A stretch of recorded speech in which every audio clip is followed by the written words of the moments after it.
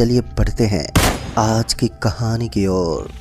दोस्तों, भारत में तरह तरह के रेलवे स्टेशन पाए जाते हैं और उनके बारे में लोग काफ़ी अजीब बातें बताते हैं।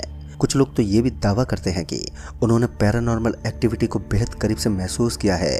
तो आइए जानते एक भयानक घटना जिसकी सच्चाई सुनकर शायद आपके भी रोंगटे खड़े हो जाएं।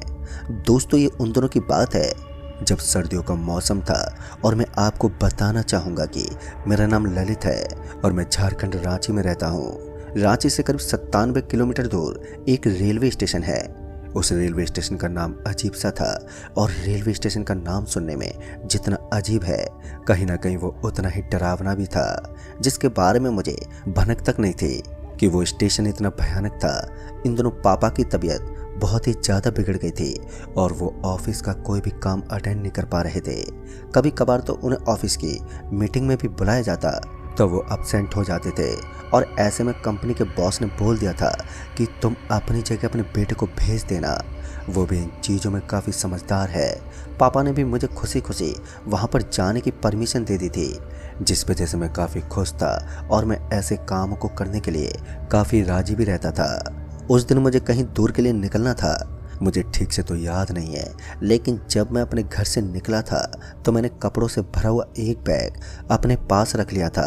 पापा को उस कंपनी में काम करते हुए करीब 20 साल बीत गए थे और इन 20 सालों में उन्होंने उस कंपनी को बहुत कुछ दिया था, यहाँ तक कि बॉस का भरोसा तक जीत लिया था। और मैं इस बात को अच्छे से जानता था कि कंपनी का बॉस काफ़ी अच्छा आदमी है और वो मुझे भी कहीं ना कहीं अपने काम में जगह देने वाला है। फिर उसके बाद मैं अपना सामान लेकर जब रेलवे स्टेशन पर पहुंचा तो मैंने देखा कि स्टेशन पर लोगों की इतनी ज़्यादा भीड़ नहीं थी जितनी की होती है।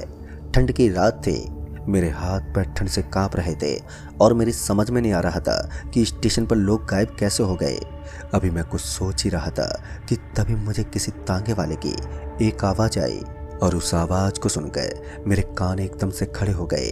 पहले तो मैंने अपने आजू बाजू में देखा तो मुझे वहाँ पर कोई भी नहीं दिखा, लेकिन फिर उसके बाद मेरी नज़र एक टांगे पर पड़ी।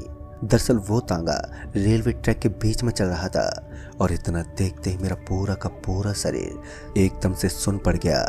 एक पल के लिए तो मेरे पैरों तले ज़मीनें खिसक गई थी। डर के मारे मेरी हालत पतली पड़ने लगी। तभी मैंने अपनी आंखों को मसलना शुरू कर दिया था। मैं अपनी आंखों को इतनी जल्दी जल्दी मसल रहा था कि अचानक उस आवाज़ का आना एकदम से बंद हो गया।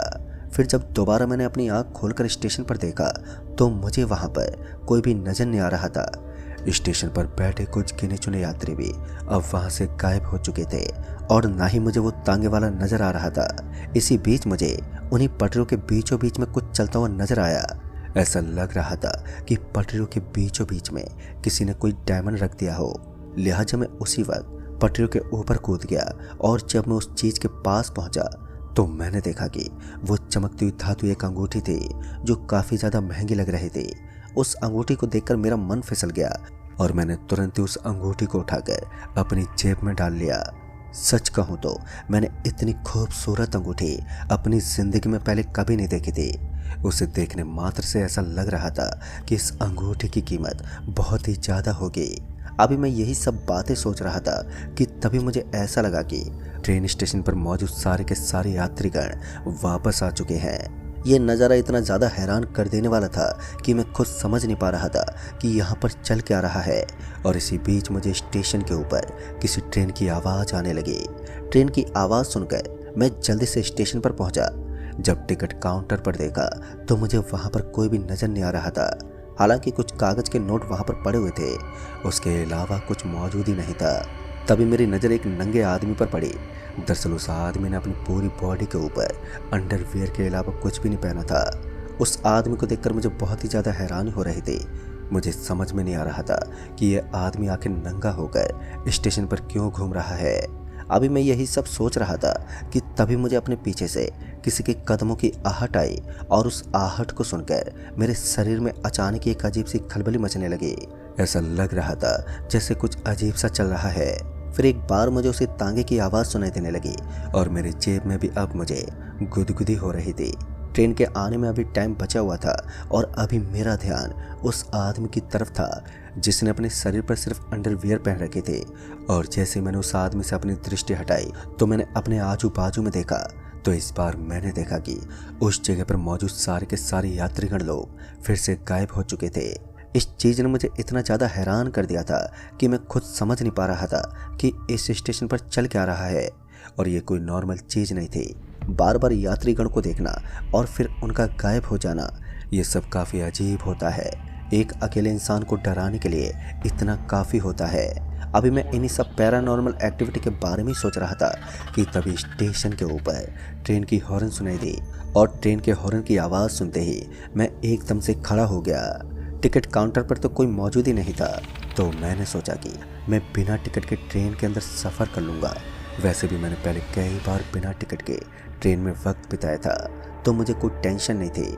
कुछ देर के बाद ट्रेन प्लेटफार्म पर पहुंच गई और जैसे ही ट्रेन प्लेटफार्म पर पहुंची तो मैं भागते हुए ट्रेन की ओर बढ़ा और उसके बाद S1 बोगी में बैठ गया। बोगी में बैठते मैंने देखा कि अंदर से पूरी बोगी के अंदर सन्नाटा पसरा हुआ था। हालांकि कुछ लोग तो थे जो चैन की नींद ले रहे थे, लेकिन उसके अलावा बोगी में सिर्फ घोर सन्नाटा पसरा हुआ था। हालांकि एक छोटी सी लाइट चल रही थी और उसके बाद मैं वहीं पर पड़ी एक खाली सीट पर बैठ गया जिसकी खिड़की खुली हुई थी। उस खिड़की से ठंडी हवा अंदर आ रही थी जिससे मुझे और भी ज़्यादा ठंड का एहसास हो रहा था। और ट्रेन में बैठने के बाद मुझे अपनी जेब के अंदर एक अजीब सी जलन महसूस होने लगी। ऐसा लग रहा था जैसे मेरी जेब में कुछ है जो लगातार जल रहा है।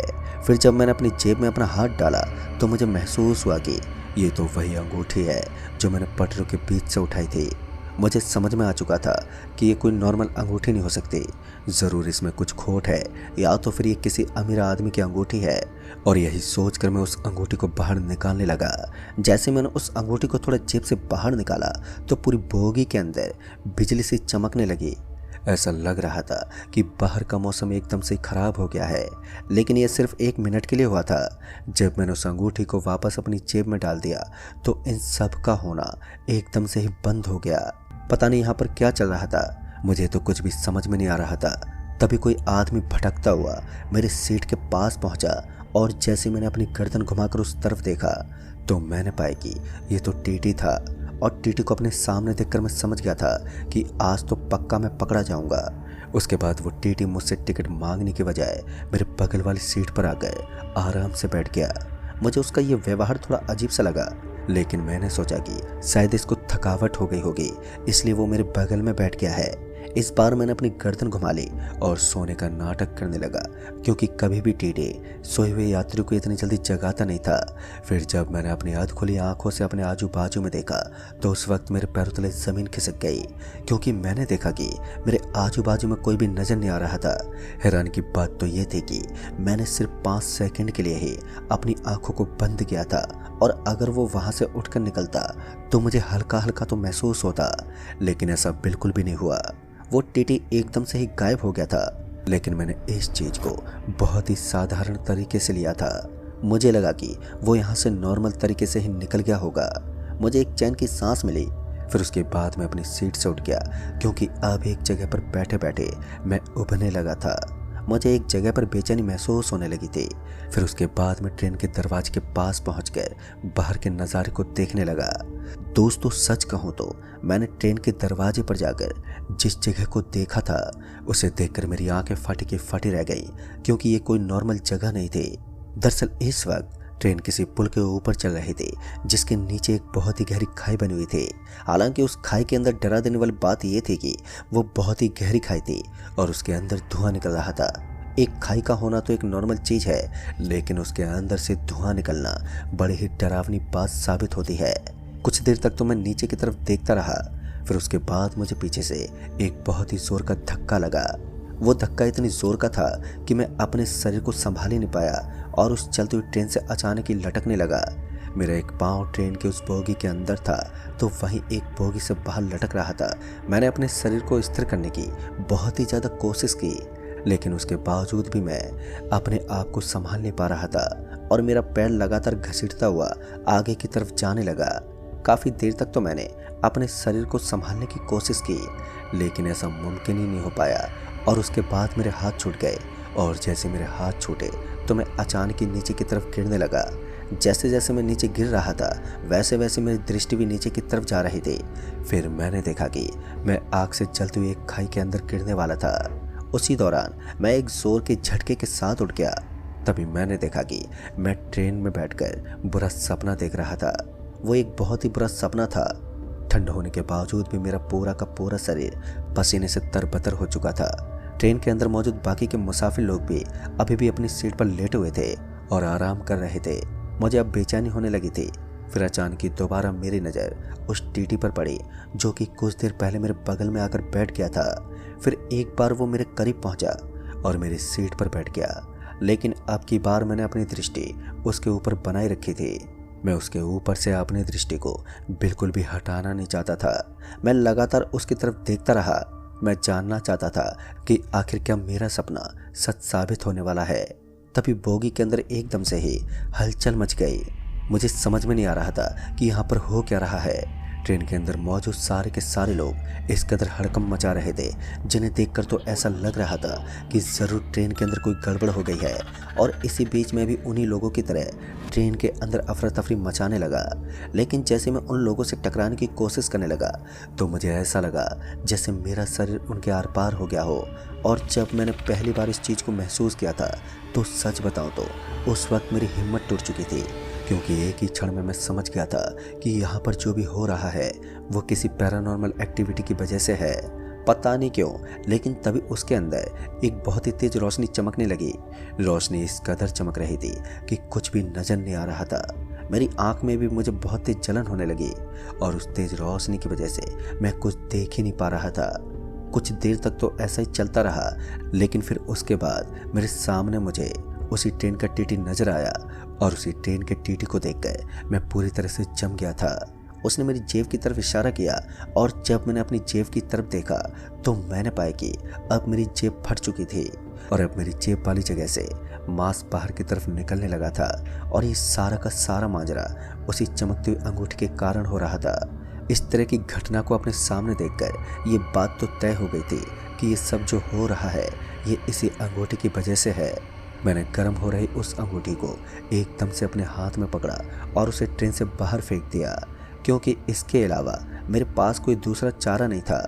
जैसे मैंने उस अंगूठी को बाहर फेंका तो मैंने देखा कि उस अंगूठी के बाहर गिरते ही ट्रेन के अंदर हो रही सारी की सारी हलचल एकदम से बंद हो गई और ट्रेन भी एकदम से नॉर्मल हो गई थी।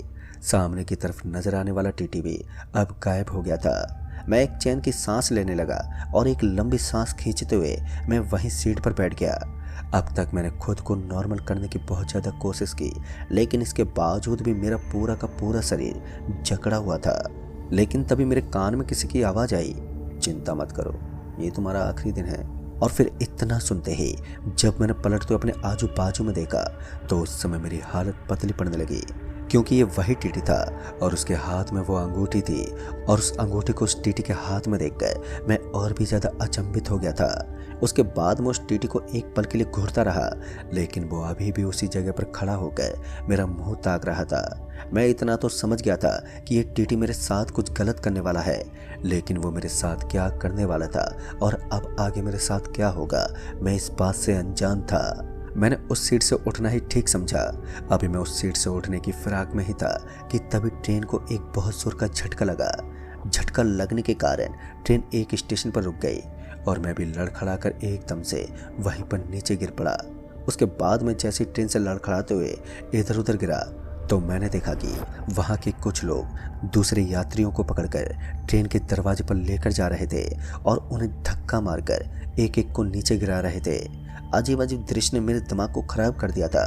और उसके बाद जब मैंने बाहर की तरफ देखा तो मैंने पाया कि ट्रेन स्टेशन पर रुकी हुई थी, लेकिन दिखने में वो स्टेशन एक अजीब सी जगह लग रही थी। ना चाहते हुए भी मुझे ट्रेन से नीचे उतरना पड़ा। जैसे ही मैं ट्रेन से नीचे उतरा तो मैंने देखा कि वहाँ पर कुछ कूली थे जो अपने कपड़े बदल रहे थे। मुझे कुछ भी समझ में नहीं आया कि वो लोग ऐसा क्यों कर रहे हैं। फिर मुझे लगा कि यही लोग मेरी सहायता कर सकते हैं, और ये उम्मीद लेकर जब मैं उनके पास पहुंचा तो मैंने देखा कि उनके पैर तो पीछे की तरफ मुड़े हुए थे और उनके शरीर की बनावट भी एक नॉर्मल इंसान से काफ़ी अलग लग रही थी। जब मैंने उनके शरीर की बनावट को देखा तभी मैं पूरे तरीके से विश्वास कर चुका था कि ये कोई नॉर्मल इंसान नहीं है। अभी मैं वहाँ से एक बार के लिए भागने वाला था कि तभी उस कूली ने कहा, यहाँ से भागने की कोशिश मत करना, क्योंकि हम भी पहले ये गलती कर चुके हैं। हम यहाँ से भागकर दूसरे स्टेशन पर चले गए, लेकिन उस दूसरे स्टेशन ने हमारी ज़िंदगी को पूरी तरह से तबाह कर दिया था। और अगर तुम इस स्टेशन को छोड़कर दूसरे स्टेशन पर चले गए तो फिर तुम्हारा भी मरना तय है। उस कुली की बात सुनकर तो मेरी आंखें फटी की फटी रह गई थी। मुझे कुछ भी समझ में नहीं आ रहा था, क्योंकि मैं चारों तरफ से घिर चुका था। हर चीज़ मेरे खिलाफ हो चुकी थी। और फिर मैंने उस कूली से कहा, लेकिन अब मैं क्या करूं? तो उस कूली ने बताया कि अगर तुम्हें अपनी जान बचानी है तो तुम्हें एक आखिरी ट्रेन का इंतज़ार करना होगा। दरअसल ये तुम्हारी दुनिया नहीं है, ये हमारी दुनिया है, जिसमें सिर्फ प्रेत शक्तियाँ निवास करती हैं। हम लोग इस ट्रेन के आते ही कपड़े बदलते हैं, और अगर हम कपड़े बदले बिना ट्रेन के सामने पहुंचते हैं तो उसके बाद हम सभी को एक बहुत ही घातक दंड का सामना करना होता है। वो दंड हमारे लिए इतना ज़्यादा दर्दनाक होता है कि हम उससे काफ़ी ज़्यादा पीड़ित हो जाते हैं। सामने खड़े उस आदमी ने मुझे काफ़ी ज़्यादा डरा दिया था, लेकिन मैंने भी इतनी जल्दी हिम्मत नहीं हारी और उस भूत के सामने गिड़गिड़ाते हुए बोला, भाई मुझे आप यहाँ से निकलने का रास्ता बता दीजिए, आपकी बड़ी मेहरबानी होगी। तो फिर उस आदमी ने बताया कि अगर तुम्हें यहाँ से जिंदा निकलना है तो तुम्हें बहुत ही ज़्यादा मशक्क़त करनी होगी, और ये पूरी तरीके से गारंटी नहीं होगी कि तुम जिंदा बच जाओ, लेकिन हम तुम्हारी थोड़ी बहुत सहायता कर सकते हैं। इतना कहकर उस आदमी ने कहा, तुम एक काम करो, यहाँ से बोगी नंबर 17 में चले जाओ। बोगी नंबर 17 के अंदर एक मूर्ति लगी हुई है। रास्ते में मूर्ति को लगातार तुम्हें पकड़े रहना है, और अगर तुम उस मूर्ति को पकड़कर पूरा सफ़र काट देते हो तो फिर तुम्हें कोई भी नुकसान नहीं होगा। उस आदमी की बात सुनकर मेरे अंदर एक हिम्मत आई, और फिर मैं भगवान का नाम लेकर वापस से उस ट्रेन की तरफ चल पड़ा। हालांकि मुझे डर तो बहुत लग रहा था, लेकिन मेरे पास कोई दूसरा रास्ता भी नहीं था। अभी उन भूतों की पूरी बात खत्म ही नहीं हुई थी कि इससे पहले मैं वहाँ से निकल गया था। शायद वो आगे भी मुझे कुछ बताना चाहते थे जिनको मैं सुन ही नहीं पाया था। खैर, मैं अपना पहला पड़ाव पार करने के लिए ट्रेन की बोगी के अंदर चला गया, जिस बोगी के अंदर वो लोग मुझे भेजना चाहते थे। जैसे मैं उस बोगी के पास पहुंचा तो मैंने देखा कि ट्रेन की उस बोगी के अंदर मुझे खाटू श्याम बाबा की एक मूर्ति नजर आ रही थी, और उस मूर्ति को देखकर मेरे अंदर थोड़ी हिम्मत आई और मैं चैन की सांस लेने लगा। उसके बाद मैंने उस मूर्ति के पास वाले एक धागे को पकड़ लिया। उस धागे को पकड़ते मेरे शरीर में एक नई ऊर्जा का एहसास होने लगा। मुझे ऐसा लग रहा था कि अचानक ही मेरे अंदर कोई शक्ति आ गई है, या फिर यूं कहें कि अब मेरी हिम्मत और भी ज़्यादा बढ़ गई थी। मैं किसी भी चीज़ से घबरा नहीं रहा था। फिर उसके बाद कुछ लोग ट्रेन की बोगी के अगल बगल में मुझे घूमते हुए नजर आए। उन लोगों को देखकर तो ऐसा ही लग रहा था कि वो सभी एकदम नॉर्मल लोग हैं, लेकिन चाहे कुछ भी हो जाए मुझे इस मूर्ति के पास से हटना नहीं था, चाहे मुझे किसी भी हद तक क्यों ना जाना पड़े। फिर उसके बाद मैं एक बार के लिए दरवाजे से झांकते हुए बाहर की तरफ देखने लगा। जैसे ही मैंने बाहर की तरफ देखा तो मैंने पाया कि मुझे बाहर की ओर पसरा हुआ सन्नाटा ही नज़र आ रहा था। जो कुछ लोग जो मुझे नज़र आ रहे थे अब वो भी गायब हो चुके थे। फिर अचानक ही वहाँ किसी के कदमों की आहट आई। ये आहट बिल्कुल उसी टीटी की तरह लग रही थी जो बार बार मेरे ट्रेन में पहुँच रहा था। जब मैंने अपना फ़ोन निकालकर वहाँ से सिग्नल देखने की कोशिश की तो वहाँ से सिग्नल भी गायब था, और तो और मेरा फ़ोन भी अब स्विच ऑफ होने वाला था। कदमों की आहट ने मुझे डरा तो दिया था, लेकिन मैं उस मूर्ति के ऊपर हाथ रखकर खड़ा था तो मुझे इतनी ज़्यादा घबराहट नहीं हो रही थी। फिर अचानक ही ट्रेन को एक जोरदार झटका लगा, और वो झटका ट्रेन के वहाँ से चलने का संकेत था। झटका लगने के साथ ही ट्रेन ने एकदम से धीरे धीरे रफ्तार पकड़ना शुरू कर दिया था। मैं भी उसी मूर्ति के पास खड़ा रहा। अब चाहे किसी भी मुसीबत से सामना क्यों ना करना पड़े, मैं यहाँ से हिलने वाला नहीं था। ट्रेन ने जैसे धीरे धीरे रफ्तार पकड़ना शुरू किया था तो वैसे ही ट्रेन के अंदर मुसीबतें लगातार बढ़ती जा रही थी। कभी सामान इधर से उधर गिरने लगता तो कभी मेरे पैर डगमगाने लगते। मैं तो खुद से ही कंट्रोल खोने लगा था। ऐसा लग रहा था कि कुछ दूर आगे जाने के बाद मैं अपना पूरा कंट्रोल खो दूंगा और उसके बाद नीचे गिर जाऊंगा और मूर्ति से मेरा हाथ भी हट जाएगा। दिमाग में और भी ढेर सारी बातें थी जो मेरे ऊपर मुसीबतों का पहाड़ छोड़ रही थी। थोड़ी दूर आगे जाने के बाद ट्रेन के अंदर एक बार फिर से खलबली मचने लगी और यात्री लोग आपस में लड़ने झगड़ने लगे। वो आपस में इतनी जोर जोर से मार रहे थे कि उन्हीं के शरीर से खून निकल रहा था। ये नज़ारा और भी ज़्यादा खौफनाक था और इस नज़ारे को देखकर तो मेरी आंखें फटे जा रही थी। मुझे तो कुछ भी समझ में नहीं आ रहा था, लेकिन मैं अभी भी पूरे धैर्य को बनाए हुआ था और उस मूर्ति के ऊपर अपना हाथ लगाए खड़ा था। बहुत देर तक तो ट्रेन इसी रफ्तार से आगे बढ़ती रही और कुछ देर के बाद मुझे डायमंड की वो रिंग दोबारा से चमकती हुई नजर आई। उस रिंग को अपने सामने पड़ा देखकर मैं बहुत ही ज़्यादा डर गया था, क्योंकि उस अंगूठी की वजह से ही मैं एक खतरे में फंसा था। मैं उस रिंग की तरफ ध्यान से देखने लगा, क्योंकि अब वो गोल गोल लड्डू की तरह चारों तरफ चक्कर काट रहे थे और इस वक्त तो मैं बुरी तरह डर गया था। उसके बाद मैंने मौका पाकर जल्दी से उस ट्रेन से कूदना बेहतर समझा। मैं उसी वक्त बिना कुछ सोचे समझे ट्रेन के अंदर से कूदने ही वाला था कि तभी ट्रेन का दरवाज़ा धीरे धीरे करके बंद होने लगा। मुझे बाहर की तरफ एक बड़ा सा मंदिर नजर आ रहा था और कहीं ना कहीं मैं इतना तो समझ गया था कि इस मूर्ति का और इस मंदिर से कोई तो ताल्लुकात है। इसलिए मैं उस मंदिर के नज़दीकी ट्रेन के अंदर से छलांग लगा दी और मैं वहीं पर नीचे गिर गया। जैसे मैं नीचे कूदा तो मैंने देखा कि मेरा पूरा का पूरा शरीर चोटिल हो गया था और मैं दर्द से बुरी तरह से करा रहा था। फिर पता नहीं अचानक ही मेरी आंखों के आगे अंधेरा छा गया और फिर जब मुझे होश आया तो मेरे आसपास कुछ लोग खड़े थे और फिर उसके बाद तुरंत ही उन लोगों ने मुझे मेरे घर तक पहुंचाया। पर दोस्तों, वो टीटी कौन था और उस अंगूठी का रहस्य क्या था और इन सब घटनाओं का रहस्य क्या है, ये सब मैं बिल्कुल भी नहीं जानता। पर अगर उस घटना को मैं आज भी याद कर लेता हूँ तो मेरे शरीर में एक सिरहन सी दौड़ जाती है और मैं बुरी तरह से कपकपा जाता हूँ। तो दोस्तों, इस कहानी में बस इतना ही। कहानी आपको पसंद आई हो तो वीडियो को लाइक शेयर जरूर कर दें और साथ ही हमें नीचे कमेंट बॉक्स में ज़रूर बताएं। जल्द ही मिलूंगा ऐसे एक और नई कहानी के साथ। तब तक के लिए बाय एंड टेक केयर।